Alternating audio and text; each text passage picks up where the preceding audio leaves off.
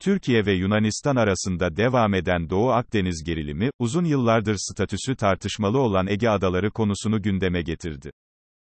1960 yılından bu yana egemenlik hakkı bulunmayan adaları silahlandıran Yunanistan'ın son olarak Meis Adası'na asker konuşlandırması tansiyonun yükselmesi ile sonuçlandı. Adalar sorunu ile ilgili bugüne kadar Türkiye ile müzakere etmeyi reddeden ve sayısı 2000'i geçen adalarda egemenlik iddiasında bulunan Yunanistan'ın bu adımları uluslararası hukuka aykırı. Rumeli Balkan Stratejik Araştırmalar Merkezi'nden Hasan Özkan, 12 adanın hukuki açıdan egemenliği Yunanistan'a ait olmayan adalar statüsüne geldiğini belirtti. Türkiye'nin menfaatleri ve güvenlik konularında son yıllarda yaptığı operasyonlara atıf yapan Özkan, Adalar Denizi'ndeki çözüm ancak ve ancak Adalar Denizi Kalkanı tarzında bir operasyonla fiili durum yaratılarak, masada de jure olarak kabul ettirilebilir.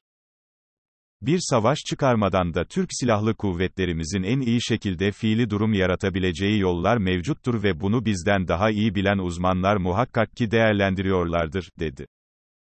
Adalar sorununun Balkanlar ve Avrupa'nın huzuru için Türkiye'nin lehinde çözülmesi gerektiğini belirten Özan, 100 yıldır çözülmeyen bu sorunun bir 100 yıl daha sürmesi mümkün gözükmemekte, günün koşulları tarafları çözüme itmektedir. Türkiye masada ve sahada güçlü olduğunu yine gösterecektir ve adaları kesinlikle geri alacaktır, dedi.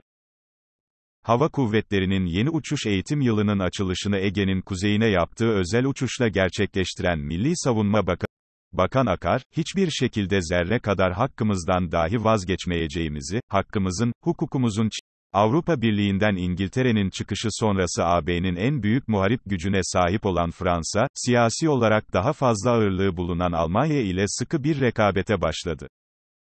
Bunun için ülkesinin sömürgecilik dönemindeki gibi davranmaya başlayan Fransa Cumhurbaşkanı Macron, bölge ülkelerini yeniden dizayn etmeye çalışıyor.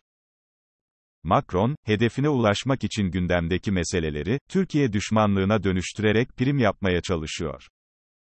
Türkiye'nin Doğu Akdeniz'deki adımlarından rahatsız olan Macron, Ankara'ya karşı Atina, Güney Kıbrıs Rum yönetimi, İsrail, Birleşik Arap Emirlikleri ve Mısır'la yakın işbirliğine girdi. Türkiye'nin Libya ile imzaladığı münhasır ekonomik anlaşması karşısında darbeci Hafter'e destek verdi. Macron, Beyrut'ta yaşanan patlama sonrası Lübnan'da daha önce Fransa'nın desteklediği hükümetin istifa etmesi sonrası bu ülkenin kendi kontrolünden çıkmasını engellemek için harekete de geçti.